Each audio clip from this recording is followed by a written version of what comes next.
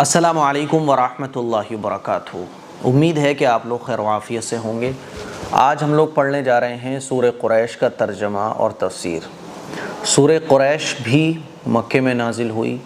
اور سورہ فیل کے بعد یہ سورت نازل ہوئی۔ اس سورت کے اندر بھی اللہ تعالیٰ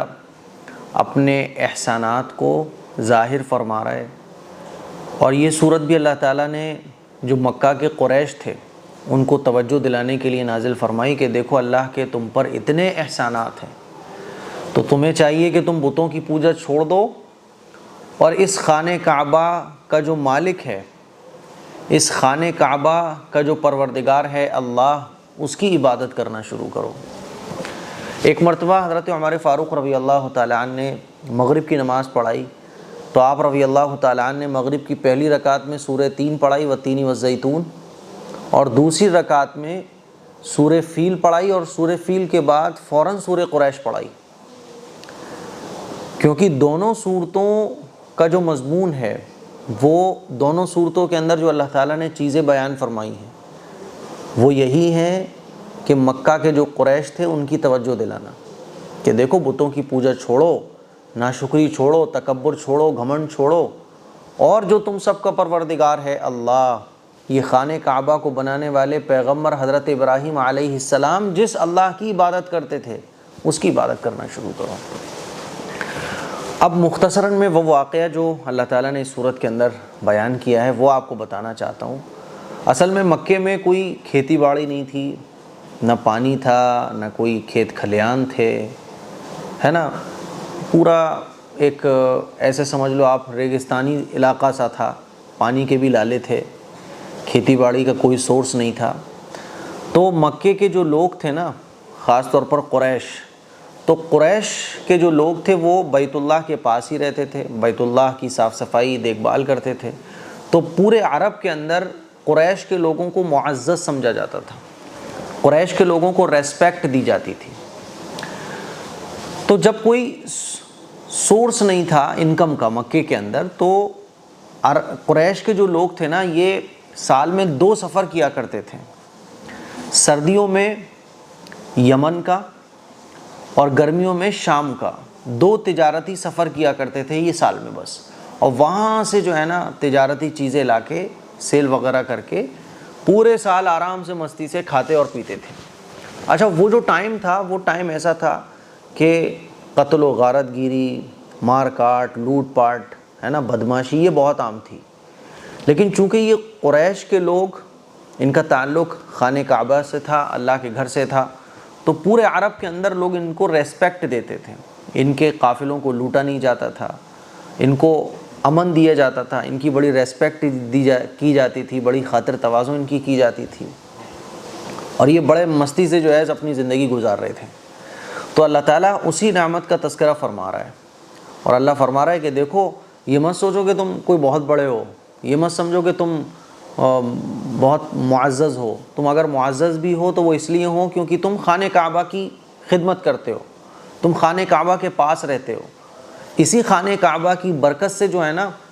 وہ تمہیں لوگ ریسپیکٹ دیتے ہیں، تمہیں عزت دیتے ہیں۔ اور اصحاب فیل کا جو واقعہ ہوا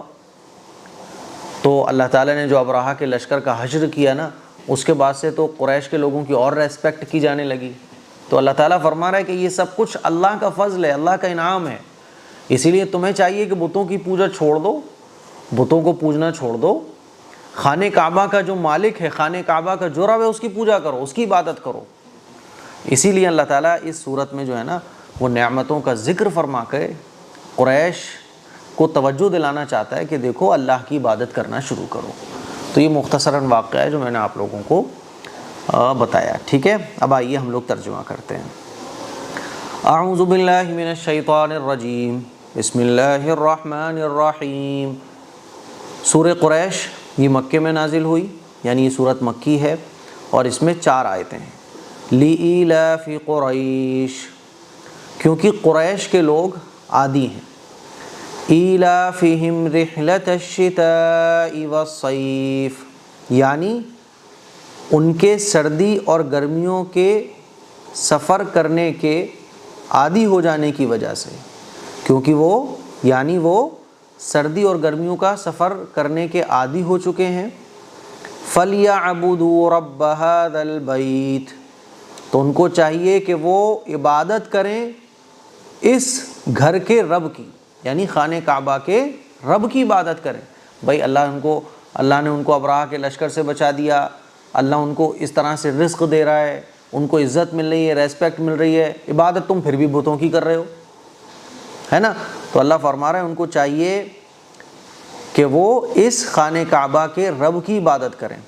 اور پیچھے 2 آیتوں میں جو اللہ نے بیان فرمایا کہ چونکہ قریش کے لوگ عادی ہیں سردی اور گرمی میں سفر کرنے کے عادی ہو جانے کی وجہ سے، یعنی وہ سردی گرمی میں سفر کرتے ہیں، اللہ ان کو رزق دے رہا ہے، نہ کوئی مکے میں کھیتی باڑی ہے نہ کچھ ہے، پھر بھی اللہ ان کو رزق دے رہا ہے، بالکل امن کے ساتھ وہ سفر کرتے ہیں، ان کو ریسپیکٹ دی جاتی ہے، ان کی عزت کی جاتی ہے، ان کا احترام کیا جاتا ہے، ان کے قافلوں کو لوٹا نہیں جاتا، بے دھڑک ہو کے وہ پورے عرب میں سفر کرتے ہیں، یہ اللہ کا فضل ہے۔ الذی اطعمہم من جوع، کون سا رب؟ وہ رب جس نے ان کو کھلایا ان کو بھوک میں، الذی اطعمہم من جوع، جس نے ان کو بھوک میں کھلایا، وآمنہم من خوف، اور اس نے یعنی اس اللہ نے ان کو خوف سے امن دیا۔ اب جس اللہ نے کھلایا ہے، جو اللہ کھلا رہا ہے، جو اللہ پلا رہا ہے، جو اللہ خوف سے امن دے رہا ہے نا، سردی اور گرمی کے تمہارے سفر کو آسان کر رہا ہے، تو چاہیے کیا کہ اس کی عبادت کی جائے۔ اور تم کیا کر رہے ہو؟ بتوں کی عبادت کر رہے ہو۔ تو اللہ تعالیٰ ان کو اپنی عبادت کی طرف توجہ دلا رہا ہے، ٹھیک ہے، ان کو نصیحت کر رہا ہے۔ اب آئیے ورڈ بائی ورڈ ترجمہ کرتے ہیں۔ لِإِيلَافِ قُرَيْشٍ، قریش کے عادی ہو جانے کی وجہ سے، لِإِيلَافِ قریش ایلافی عادی ہو جانے کی وجہ سے، تو ہوگا کہ قریش کے عادی ہو جانے کی وجہ سے ان کو رزق ملتا ہے، چونکہ وہ سفر کے عادی ہو گئے اس لیے ان کو رزق ملتا ہے، ان کی یہ انکم کا سورس ہے۔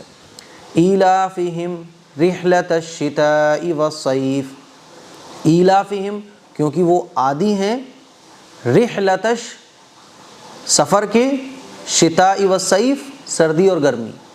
یعنی سردی اور گرمی کے سفر کے عادی ہو جانے کی وجہ سے، ٹھیک ہے۔ فَلْيَعْبُدُوا، تو ان کو چاہیے، یعنی سردی اور گرمی میں سفر اللہ تعالیٰ نے ان کے لیے آسان کر دیا ہے، ان کو رزق ملتا ہے، اس کی وجہ سے ان کا یہ انکم کا سورس آف انکم ہے، تو اب ان کو کیا چاہیے؟ فَلْيَعْبُدُوا، تو ان کو چاہیے کہ وہ عبادت کریں، ربا، پروردگار کی، ھذا البیت، اس گھر کے یعنی خانہ کعبہ کے، تو ان کو چاہیے کہ وہ خانہ کعبہ کے رب کی عبادت کریں، ٹھیک۔ الذی، وہ اللہ، اطعمہم، جس نے ان کو کھلایا، من جوع، بھوک میں، وآمنہم، اور ان کو امن دیا، من خوف سے۔ تو یہ اس کا ترجمہ ہے۔ تو مجھے امید ہے کہ آپ لوگوں کو یہ ترجمہ اور تفسیر اچھے سے سمجھ آ گئی ہوگی۔ ہمارے بہت سارے علماء ہیں، بہت سارے حفاظ ہیں جو تفسیر جانتے ہوں گے، ہو سکتا ہے ان کو میری کچھ چیزیں ایسی عجیب سی لگیں، لیکن میرے عزیز بھائیوں، میری بہنوں، میں یہ جو ترجمہ اور تفسیر آپ کی خدمت میں پیش کر رہا ہوں، کیونکہ بعض لوگ کہہ سکتے ہیں نا مفتی صاحب یہ چیز ادھوری رہ گئی، ارے مفتی صاحب یہ چیز ایسے ہونا چاہیے تھی، تو وہ ہو سکتا ہے، لیکن میں یہ جو چیزیں آپ لوگوں کی خدمت میں پیش کر رہا ہوں یہ آسان وے میں پیش کر رہا ہوں، اور جب آسان وے میں پیش کی جاتی ہیں تو ظاہر ہے کچھ چیزیں رہ بھی جائیں گی، کچھ چیزیں بڑھ بھی جائیں گی، ہے نا۔ اسی لیے جو اہل علم حضرات ہیں وہ کوئی بھی مائنڈ میں کچھ چیز لانے سے پہلے یا مجھے ایکسپوز کرنے سے پہلے مجھ سے کانٹیکٹ ضرور کر لیں، ٹھیک ہے۔ تو اس کلپ کو شیئر کریں، دوسروں تک پہنچائیں، گھر میں سب کو دکھائیں، سوشل پلیٹ فارم پر شیئر کریں۔ السلام علیکم ورحمۃ اللہ وبرکاتہ۔